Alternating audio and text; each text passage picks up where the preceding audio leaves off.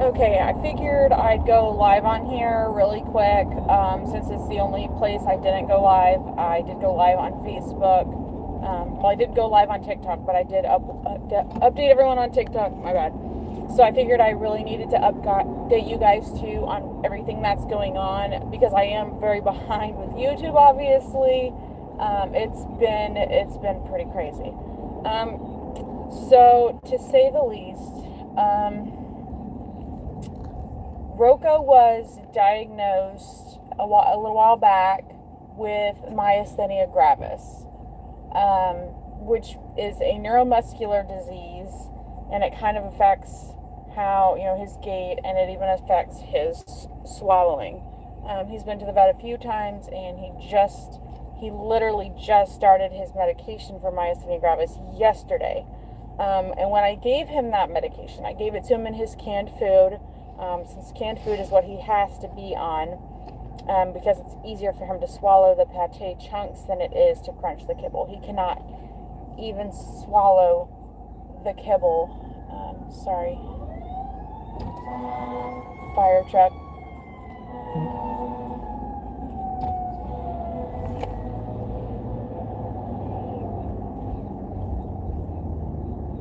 Sorry, there was a fire truck. Got distracted. Anyways, he just started his medication. He got his very first dose last night. And unfortunately, when I gave him that dose, I walked away and I gave everybody else their snacks for the night. And I came back because I thought, this is a new medication. I need to monitor him to see how everything's going to go. It was just barely a few minutes later when I walked back over there after giving everyone their dental chews that I do every night. And he had collapsed, and he was having a lot of trouble breathing. It was like a wheezing, crackling noises that were coming from him. I scooped him up really fast, and I sat in my car, and I called my mom, and I said, I need you to come over here right now. I need you to drive us to the emergency vet, because I'm holding him. I'm not going to put him in a crate. I'm holding him the whole way. On the way there, he did stop breathing momentarily a couple times, and I had a blanket over his face so that he would be calmer, and his nose towards my with the air conditioning pointing right at him, but his breath was back, and they're like, okay, we're going to monitor overnight, blah blah blah, put him on oxygen, and he's. And then as soon as I got back home, they called me and they said, look, he's doing really bad. We need to consider putting him on a ventilator, because his oxygen saturation and his the carbon dioxide in his blood was very, very high. And they said if this were a dog or cat, we would recommend a ventilator at this point. And ventilators, they're like, we need to know if that's okay, because it is $3,000 a night. I said, that's fine. I want to do whatever it takes, but if that's what you recommend. But I know they just had administered some medications to him. I'm not sure what medications those were, but to help him relax and potentially help him overcome the episode that he's having, and have him in an oxygenated kennel. I said, okay, well, let's see how his medications work, and if he seems to be improving and doesn't need the ventilator, wait. But if you really think he does, or if he starts getting worse, absolutely put him on. I don't care how much it costs. He literally was fine until this point. So they did radiographs. Sorry, I don't know where it left off. I didn't see it cut out. So I'm going to go back a little ways to where I think it have cut out. The vet is worried that, with the myasthenia gravis, if, his stuff all came back pretty good right now. But we are worried about the thymoma, which is causing, which we're pretty sure he has because he has the issues with the swallowing and whatnot, which is, he also has what's called acquired mega esophagus. So he eats like standing up. And he's been on a strict canned diet, a pate like canned, so it's easy for him to swallow and not choke on. He's like really scaring me.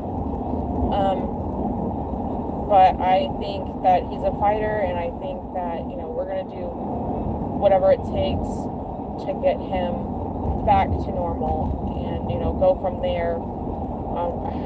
However we think he's doing. He is stable now. He is seemingly having a little bit of trouble breathing, but his like I said, his x-rays and other results look fine. We are still waiting on the blood test to see how that comes out, his CBC and everything. So right now we're really unsure what exactly happened to him. We think it's potentially a medication reaction. It seemed awfully fast to me that to be a medication reaction, because again, I literally walked to a separate enclosure, handed everybody their treats. I didn't even go inside. I did this from the outside. Walked back over there, and he was collapsed on his side, kind of struggling to breathe. So that's pretty much where we're at right now. He is still hospitalized. Hopefully the veterinary neurologist will have more insight to this. As far as we know, and as far as I've read online and what I could find, Roka is the only documented case of myasthenia gravis in foxes. So because he's the first one, we kind of don't know what to expect other than going off of how it is for a dog.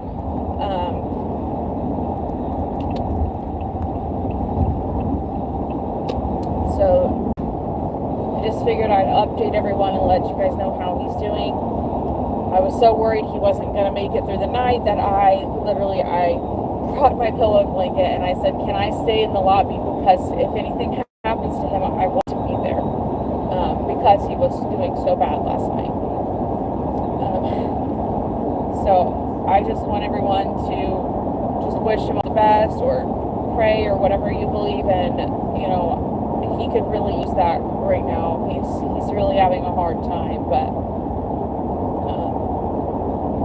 he is a fighter, so I do hope he pulls through.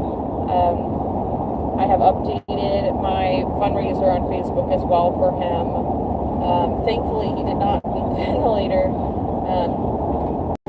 because that would have been very, very hard to get him healthy as soon as possible. Because that surgery is a difficult one, but it is a very important one, to get that removed so that he can hopefully eat normally, and it will hopefully resolve the mega esophagus.